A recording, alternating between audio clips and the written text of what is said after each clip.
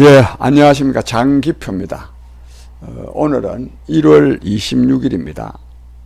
근데 어제 이 정의당 김종철 대표의 그 성희롱 사건이 드러나가지고,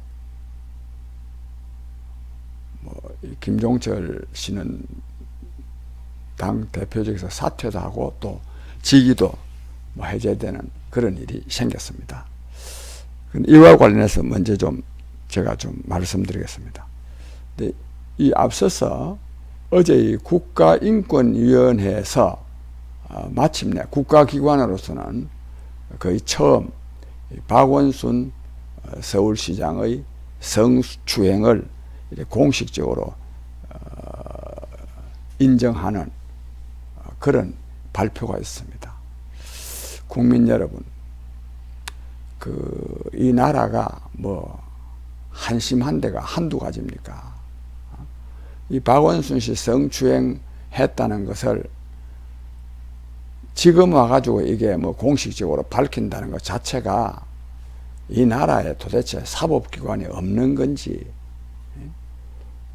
또 한동안 피해 호소인이니 오히려 또 그보다 더 정말 가관인 것은 민주당에서는 박원순 이 기리는 박원순을 칭송하는 일들이 얼마나 많이 있었습니까? 또 서울시 시장, 서울시가 또 장례를 치른 거, 그것도 추모한다고 또 추모관 또 열어놓고, 이것은 여러 가지 할 말이 많이 있지만 소위 민주화운동 세력, 진보 세력이라는 사람들의 도덕 파탄을 보여주고 있습니다. 성추행, 이 성범죄 한 것도 도덕 파탄이지만 이에 대응하는 것도 그렇습니다. 그럼 성문제만 그렇냐? 그렇지 않습니다. 전부 답니다. 도덕 불감증이 아닙니다. 도덕 파탄입니다. 그 조국 사건 보면 알지 않습니까?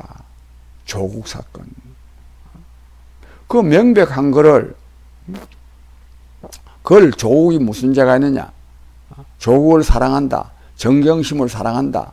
조국 수호, 검찰개혁, 그걸 또 엉뚱하게 또 검찰개혁을 또 갖다 붙이는 그런 놈들입니다.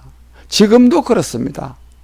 지금도 박범계 법무부 장관 후보자 어디 청문회 하는데도 조국 추미애의 인사원칙을 그대로 따르겠다, 그렇게 하고 있습니다.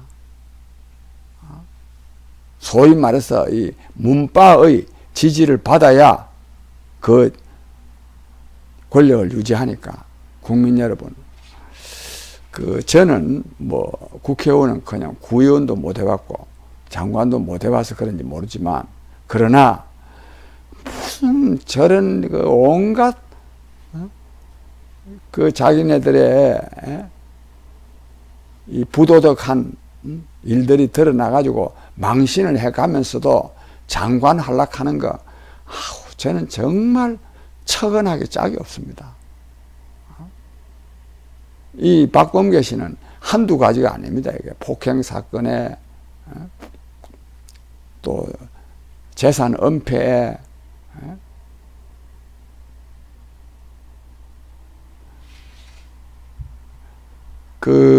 근데 그래서 그것도 남인순 의원인가 그 사람은 또 사과는 또 많이 했더만요.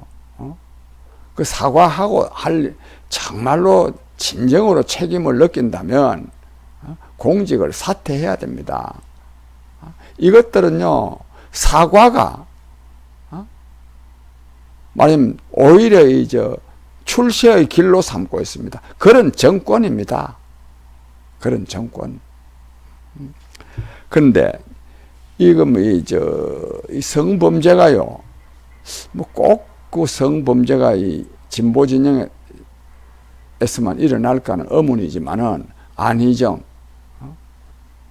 또 오거돈, 박원순, 김종철 전부 다 혼자가 아니지. 자기들만이 도덕군자이냐 하는 사람들한테서 이게 다 일어난 거 아닙니까? 그래서 이분의 이거는 성범죄만의 문제가 아니고 근본적으로 저 사람들은 타락한 사람들이고 타락한 집단입니다.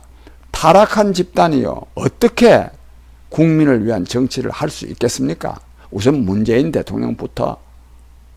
문재인 대통령 정말 얼마나 위선적입니까?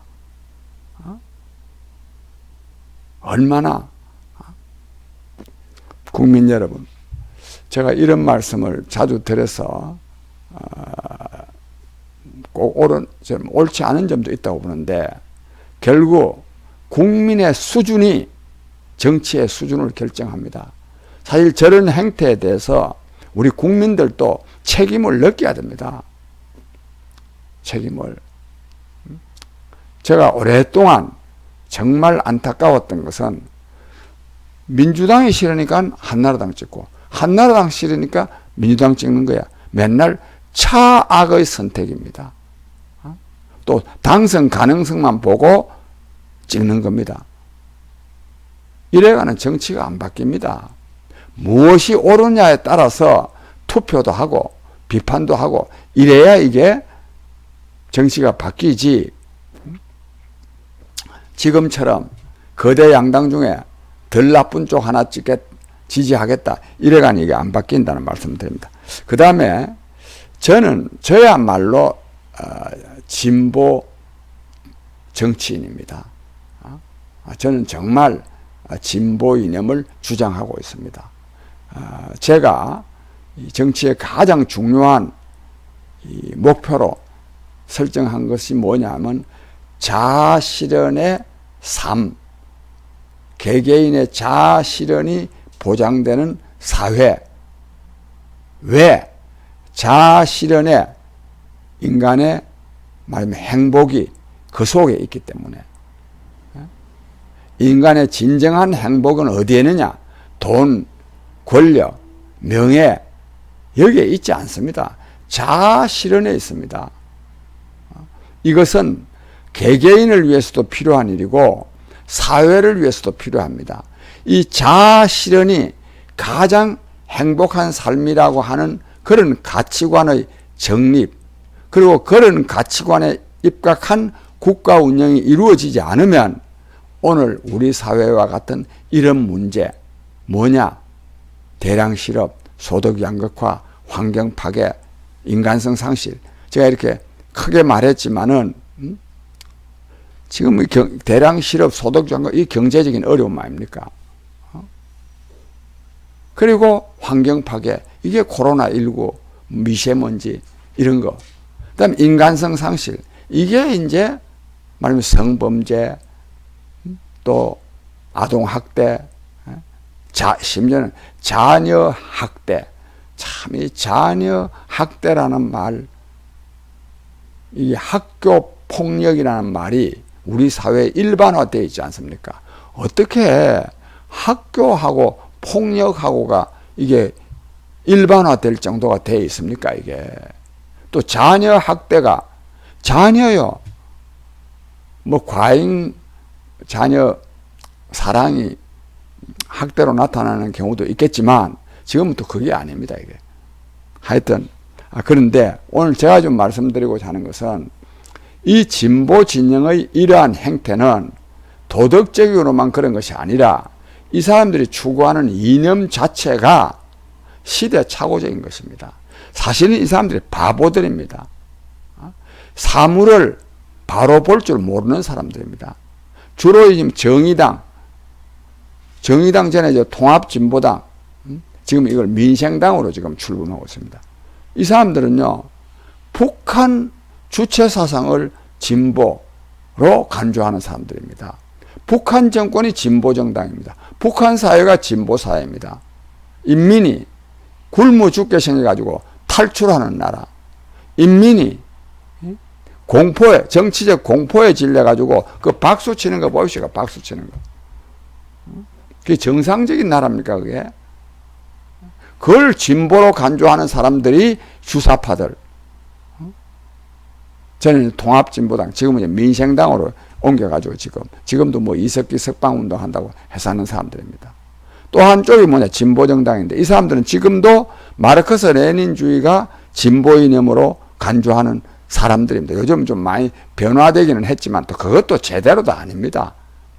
틀린 사람들이 뭐 하나 제대로 따르겠습니까? 전부 다 이기심에 기초한 것입니다. 이기심에. 그러나 크게 보면 말하면 시대착오적인 이 공산주의 이념, 사회주의 이념에서부터 벗어나지 못합니다. 그게 또 우리 사회에서도 진보로 또 인정받고 있습니다.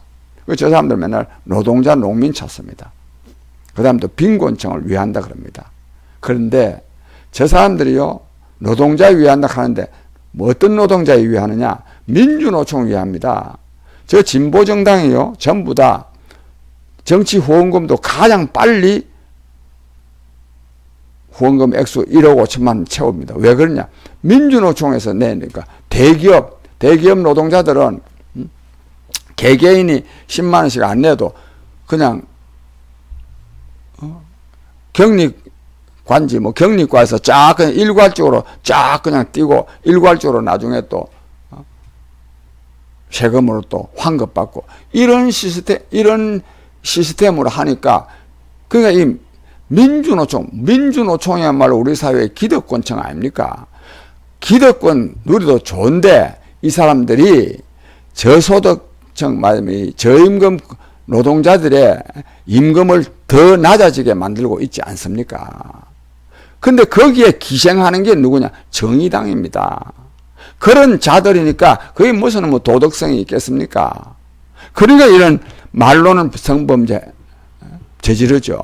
나이 정말 이 김종철 씨 그래도 뭐 좀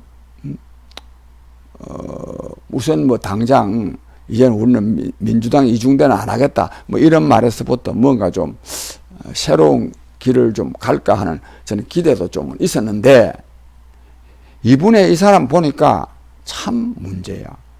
그 성희롱 사건이 성추행 사건이 일어난 것은 1월 15일인데 그게 뭐 그랬으면요 보나마나 맨정신에 저는 했을까나 싶네요.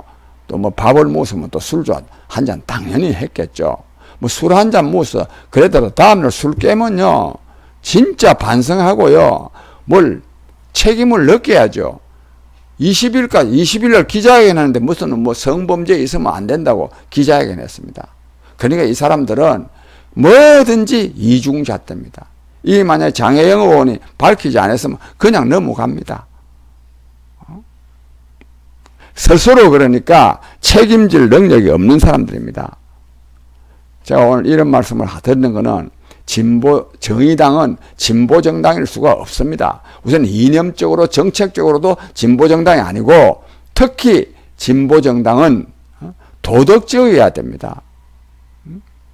또 인권을 중시해야 됩니다.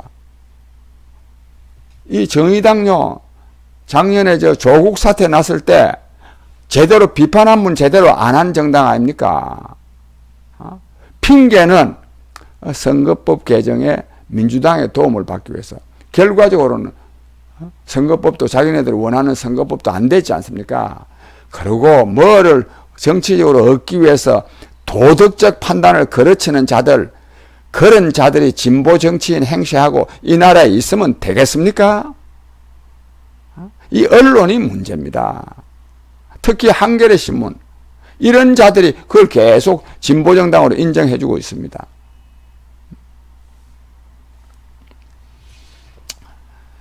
그리고 이제 뭐 임대차 보호법, 이 임차인들 보호를 위한 법, 뭐 그런 건 때로는 뭐 좋은 경우도 있지요. 그러나 이분 같은 경우에는 임차인들 보호하기 위해서 임대차 3법 만들었는데 그 결국은 임차인들조차도 어렵게 만든 법입니다. 그래서 국정 운영에 대한 전반적인 올바른 방안을 갖고 있어야 그것이 진보정당일 수 있지. 지난날 시대착오적인 사회주의에서 아직 벗어나지 못해가지고 맨날 노동자 농민 찾고 빈곤층만 찾는 그런 사람들은 노동자 농민도 제대로 유의하지 못하고 빈곤층도 제대로 유의하지 못한다는 것을 알아야 됩니다. 진보정당 당원 여러분, 당원들은 한편으로는 이기심으로, 다른 한편으로는 진보적 대의를 위해서 계속 그 당원하고 당비 내고 하는데 여러분들도 좀 각성하기 바랍니다.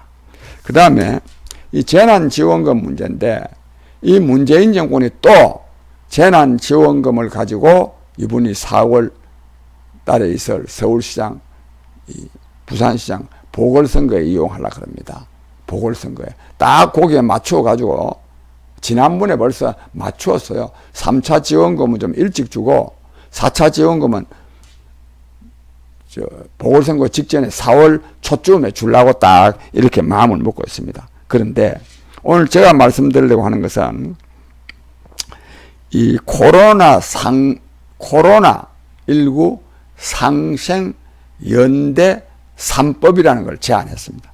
하나는 뭐냐면 자영업 손실보상법, 또 다른 하나는 협력이익공유법, 또 하나는 사회연대기금법. 이거 제가 뭐 자세한 거는 설명을 생략합니다. 국민 여러분, 이렇게요. 근데 물론 또 마침 어제 뭐 문재인 대통령이 재정이 감당할 수 있는 범위 내에서 법제화하라. 이건 아주 그럴듯한 말 같지만은 이거 지금요, 이 코로나19 빨리 극복해야 되지, 이 재난 말하자면 이 자영업 손실보상법 만들어 놓으면 이 나라는 완전히 그냥 재판으로 끝날 겁니다. 소송으로. 그래서 이게 지금까지 한 정도 가지고는 너무너무 부족한 정도가 아니라 제대로 안 했습니다. 전 또 어제 뭐 어떤 통계가 나왔는데, 뭐 영업 손실률이 뭐 한 뭐 40몇 %밖에 안 된다. 심지어는 학원은 뭐 20%밖에 안 된다. 그런데 그 학원 운영자들이 보면 기가 막히겠더만요. 그동안에 그건 1년 동안 엄청난 손해를 봤는데 손해 액수를 굉장히 줄여서 발표하고 있습니다. 그런 등으로 해서 보상은 해야 되지만, 그러나 이렇게나 자영업 손실보상법, 협력이익공유법, 또 사회연대기금법 이래 가지고 할 일이 아닙니다. 이미 돈 많이 번 사람은 세금을 많이 냅니다. 그 세금 가지고 다 이 재난 지원하고 있지 않습니까? 그리고 이 법을 자꾸만 많이 만들면 많이 만들수록 국민들이 손해를 보게 되어 있습니다. 대한민국은 지금 이 법의 치이가 살게 되어 있어요. 이게. 계속 법 만듭니다. 계속. 법 계속 만들면 누가 좋은 일 보느냐? 공무원이 좋은 일 봅니다. 공무원. 또 이런 법을 자꾸만 만들어 놓으면, 뭐 하나하나에 제가 따져서 말씀드릴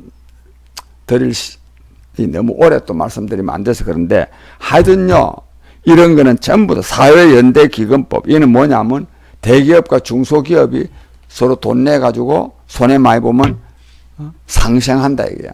이런 거 정말 하면 안 됩니다. 그 대기업이 무슨 뭐 봉입니까? 봉? 뭐 일만 생기면 그냥 대기업 보고 돈 내라 그럽니다. 이런 걸 보고 이 기금 카는 거, 기금 이런 거 다 준조세입니다. 준조세. 우리나라는요, 준조세가 너무 많습니다. 세금으로 처리해야 됩니다. 세금 낸 걸로 가지고. 그게 만약에 부족하면 세율을 올리는 게 오히려 옳습니다. 또 자꾸만 이렇게 하면 이게 전부 다 부정의 소지가 됩니다. 그 다음에 하나만, 이처럼 이 대한민국의 국민 여러분, 대한민국 예산은요, 먼저 보는 놈이 임자입니다. 먼저 보는 놈이. 전부 다 예산 빼먹깁니다. 이 지금 재난지원금 이런 것도 전부 다 사실 예산이 아니고 재정인데, 그러나 보통 예산이라고도 말하는데, 하여간 국가 재정 빼먹는 나라가 대통령부터 국가공무원까지, 심지어 요즘 기업하는 사람까지, 이제는 일반 국민들까지 전부 다 국가 예산 빼먹는데 혈안이 되어 있습니다. 그래서 근본적으로 정치가 바뀌어야 됩니다. 바뀌려고 그러면 어찌해야 되느냐? 공직자를 제대로 뽑아야 됩니다. 지금 우리 국회요, 이 국회의원들이 엄청난 특권을 누리고 있습니다. 이 스스로 특권을 누리는 사람들이요, 이런 어떤 정의감을 가지고 애국심을 가지고 국가 운영 방안을 만들어낼 수 있겠습니까? 없습니다. 저 장기표가 정말 안타까워하는 점이 이 점입니다. 그래서 저는 지난 총선 때 국회의원들 특권 폐지를 제1의 공약으로 내세웠습니다. 국회의원들 돈 좀 많이 가져가는 것이 아까워서가 아니라 입법을 하는 국회의원들이 스스로 특권을 포기할 줄 알아야 국가를 위한, 국민을 위한 입법을 할 수 있기 때문이었습니다.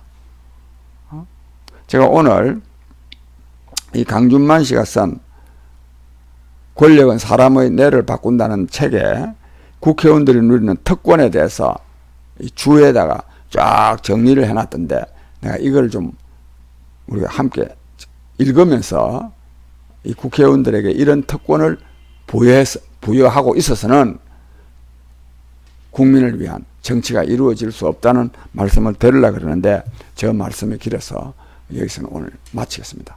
그리고 내일은 광화문 경복궁역 6번 출구에서 집회가 있고, 저는 이 방송 마치고 점심 먹고 제가 동부구치소로 갑니다. 동부구치소에 복정종식 비상수국연대가 텐트를 치고 농성을 하고 있습니다. 오늘은 가서 이 지금 구치소 또 교도소에 재소자들이 가히 지옥 같은 상황에 지금 놓여 있습니다. 저는 오늘 거기 출소자로부터 아침에 한 1시간여 동안 통화를 했는데, 제가 보통 심각한 문제가 아닙니다. 우리가 알 수가 없거든요. 제가 오늘 아침에 많이 알게 됐는데, 내가 오늘 가서 우리 비상시국연대 공동 대표들하고 의논해가지고 이 구치소 교도소 문제에 대해서 좀 단호하게 대응할 생각을 하고 있습니다. 제 말씀 여기서 마치겠습니다. 감사합니다.